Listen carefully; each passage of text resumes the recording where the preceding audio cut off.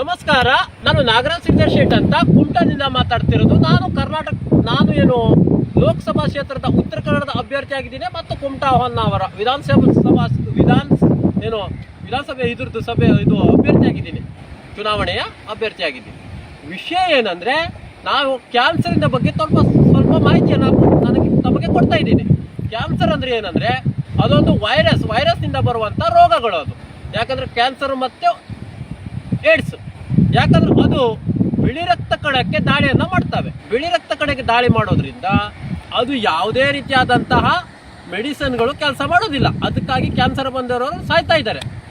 ಅದಕ್ಕೇನಾಗ್ತದೆ ಅಂದ್ರೆ, ಬಿಳಿ ರಕ್ತ ಕಣಕ್ಕೆ ಬರುವಂತ ವೈರಸ್ ಏನಿರ್ತದೆ ಅದು ಬಹಳ ಚಿಕ್ಕ ಗಾತ್ರದಲ್ಲಿ ಇರ್ತದೆ. ಅದು ಯಾಕಂದ್ರೆ ಅದು ನಿಮ್ಗೆ ಗೊತ್ತಿದೆ, ಒಂದು ಸೆಂಟಿಮೀಟರ್, ನಮ್ದು ಸ್ಕೇಲ್ ಕೊಟ್ಟಿರೋ 1 ಸೆಂಟಿಮೀಟರ್ ಒಂದು ಗೆರೆ ಇರ್ತದಲ್ವಾ, ಅದರಲ್ಲಿ 1000ರಲ್ಲಿ 3 ಭಾಗ ಅಷ್ಟು ಇರ್ತದೆ. 1000 ನಾವು ಅದನ್ನು ತುಂಡು ಮಾಡಿದಾಗ ಅದು 3 ಭಾಗ ಅಷ್ಟೇ ಇರ್ತದೆ.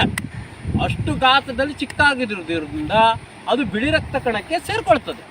ಬಿಳಿ ರಕ್ತ ಕಣಕ್ಕೆ ಸೇರಿಕೊಂಡಾಗ ಅದು ನಮ್ಗೆ ಏನಾಗ್ತದೆ ಅಂದ್ರೆ, ಈಗ ಇಂಗ್ಲಿಷ್ ಮೆಡಿಸಿನ್ಗಳು ಏನಿದಾವೆ ಅದು ಫೈಟ್ ಮಾಡೋದು ಕಷ್ಟ ಆಗ್ತದೆ. ಅದು ಏನು ಬ್ಯಾಕ್ಟೀರಿಯಾದಿಂದ ಬರುವಂತ ರೋಗಗಳನ್ನ ಇಂಗ್ಲಿಷ್ ಮೆಡಿಸಿನ್ಗಳು ಅದು ಕೆಲಸ ಮಾಡ್ತವೆ. ಅದನ್ನು ಬಿಟ್ಟು ಇದು ಬಿಳಿ ರಕ್ತ ಕಣಕ್ಕೆ ಬರುವಂತ ರೋಗಗಳನ್ನ ಕೆಲಸ ಮಾಡೋದಿಲ್ಲ. ಅದು ಆ ಒಂದು ನಿಟ್ಟಿನಲ್ಲಿ ನಾವು ಆ ರೋಗವನ್ನ ಹೇಗೆ ನಿಯಂತ್ರಣ ಮಾಡಬೇಕಪ್ಪ ಅನ್ನೋದನ್ನ ನಾನು ನಿಮ್ಗೆ ಹೇಳ್ಕೊಡ್ತಾ ಇದ್ದೀನಿ.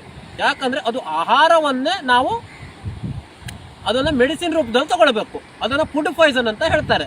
ಈಗ ನಾವು ರುಚಿಭರಿತವಾದ ಆಹಾರಗಳನ್ನ ಸೇವಿಸುತ್ತಾ ಇದ್ರೆ ಅದು ವೈರಸ್ಗಳು ಕೂಡ ರುಚಿ ಜಾಸ್ತಿ ಆದಂಗೆ ವೈರಸ್ಗಳು ಜಾಸ್ತಿ ಆಗ್ತಾ ಹೋಗ್ತವೆ.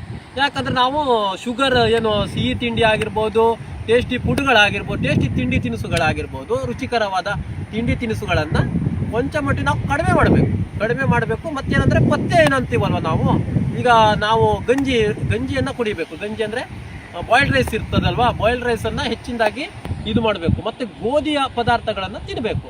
ಮತ್ತೇನಂದರೆ ಮಜ್ಜಿಗೆ, ಮೊಸರು ಮತ್ತು ಕೆಲವೊಂದು ತಂಪು ಪದಾರ್ಥಗಳನ್ನು ಮಿಶ್ರಣ ಮಾಡ್ಕೊಳ್ಬೇಕು. ಯಾಕಂದರೆ ನಂಜಿನ ಪದಾರ್ಥಗಳನ್ನು ತಿನ್ನಬಾರ್ದು ಮತ್ತು ಸಿಹಿ ಪದಾರ್ಥಗಳನ್ನು ತಿನ್ನಬಾರ್ದು.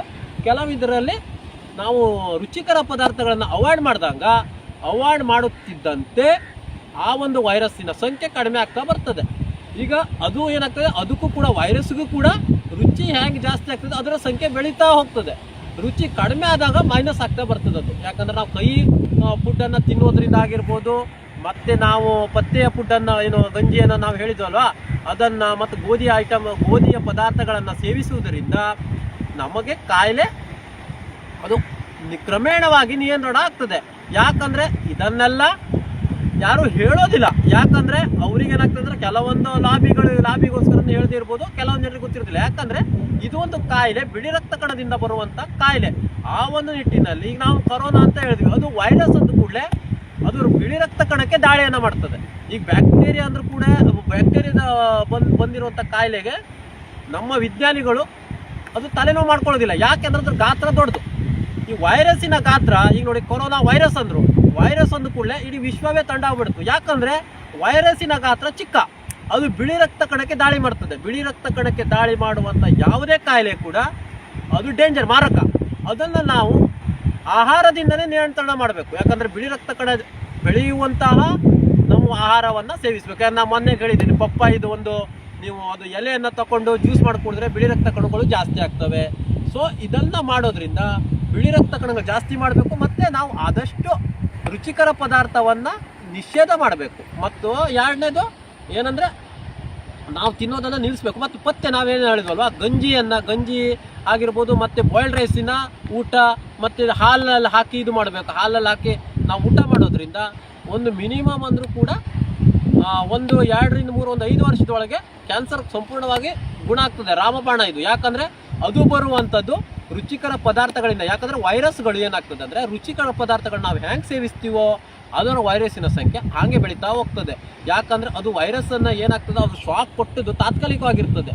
ಅದು ಸ್ವಲ್ಪ ವೈರಸ್ ಹತ್ರೂ ಕೂಡ ಅದು ಬಿಳಿ ರಕ್ತ ಕಣದಲ್ಲಿ ಇರೋದ್ರಿಂದ ಮತ್ತೆ ಅದರ ಸಂಖ್ಯೆ ಬೆಳೆಯುವಂಥದ್ದು ಸಾಧ್ಯತೆಗಳಿರ್ತದೆ. ಯಾಕಂದ್ರೆ ಇದೊಂದು ಕಾಯಿಲೆಯನ್ನ ಆಹಾರದಿಂದನೇ ನಿಯಂತ್ರಣ ಮಾಡಬೇಕು ಹೇಳಿ ನಾನು ಹೇಳ್ತಾ ಇದ್ದೀನಿ.